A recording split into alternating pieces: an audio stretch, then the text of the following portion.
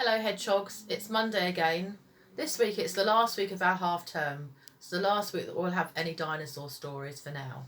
But today I'm going to start with a story that was written by the grandma of Tilly and Archie Taylor Moss. Okay, we have read this in class, but I thought you'd like to hear it again while we're off. So this is called Nelson and the Ladybird. Here we go. One day in the garden, Nelson heard a noise. Ding, ding, ding. What is that, he thought. Nelson looked up and Nelson looked down. But he couldn't see what made that sound. He looked under a tree and he stopped for a wee. But he still couldn't see who had made that sound. He asked a slug who was slugging by, just there. It was not me, no, not I. I'm sticky and icky and slimy and wet. Off you trot now, little pet. So Nelson trotted off. Ding, ding, ding. Nelson heard the sound again.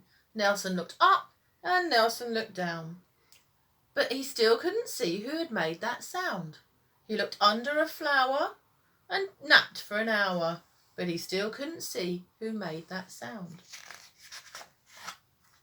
Ding, ding, ding. Nelson saw a little bird.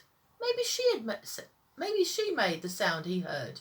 No, not me, said the pretty bird. I did not make the sound you heard. I flutter and swoop down and up. Good luck with your search, little pup.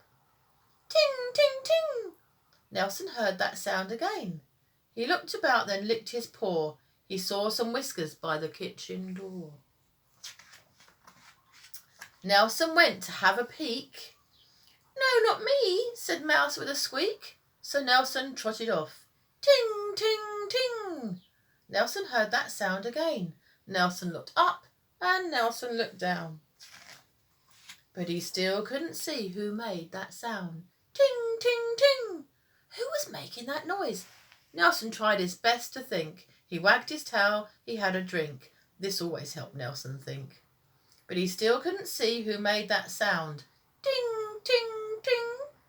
That sound is very close, Nelson said. And do you know, it was on his head. Just there, tiny little thing. Ding, ding, ding. A tiny little ladybird had made the sound that Nelson heard. Opening and closing her little wings had made all those ting, ting, tings. A new friend for Nelson, he barked with glee. Ladybird flew away quickly, but she soon came back. And Nelson and the ladybird had a happy day in the sunshine in the garden. The end. That's a lovely little story. Thank you to Tilly and Archie's grandma for writing that one.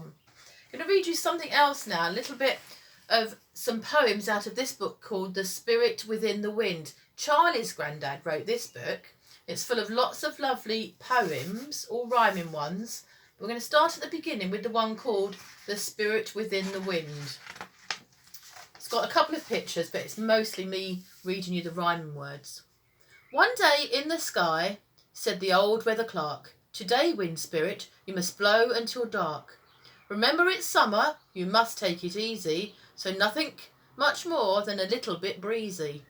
And so the wind spirit then went on his way, knowing how he should behave for that day. He wafted around for a couple of hours, gently moving the clouds, the trees and the flowers. But soon he thought this was so awfully tame, preferring instead to play a fun game. So although it was meant as a warm summer's day, he was soon looking out for some tricks he might play. He looked all about him and saw a windmill perched close to the top of Much Pottering Hill. That's just that one. But on the next page, it talks about the mill, the windmill. So we'll read this one too today. Ted the Miller. The windmill's big sails were going round and round with that friendly, familiar padonka, padonka sound. Inside, Ted the Miller was working away, for he had to produce lots of flour that day. He went to the door and looked up to the sky, saying, I'll get plenty done today if I try. The wind spirit found himself wanting to know precisely how fast those old sails would go. And so down he flew to take a close look, and the miller and all the trouble he took to ensure he was able to make enough flour and see how many sacks he would fill in an hour.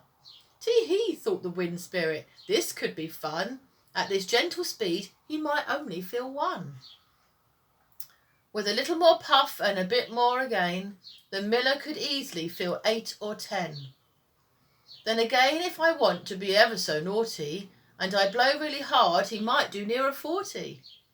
So he blew a bit harder on Pottering Hill, and harder again, then a bit harder still. Now the miller, concerned at the quickening sail's pace, would have really preferred they were going at snail's pace. But by now those sails were turning so fast, the miller was hoping the wind would not last. Wind Spirit thought, whoops, this is a bit too strong. It's a good job I can't keep this up very long. So he stopped, and the sails soon lost all their power, just in time as the miller, all covered in flour, and very concerned at the sails going so fast, realised they had started to slow down at last. And not before time, he heard himself say, I think that I've milled enough for today. So that's good. Then another time I'll read you some more this week. And it goes on to other windy stories. It's all about the Wind Spirit, and actually he's a bit cheeky and does a bit cheeky things with the story, doesn't he? Making things go faster or slower, just as the wind likes. So that's the stories for today, hedgehogs. Tomorrow I promise we'll have a dinosaur story, okay? And a few more throughout the week. See you tomorrow. Bye.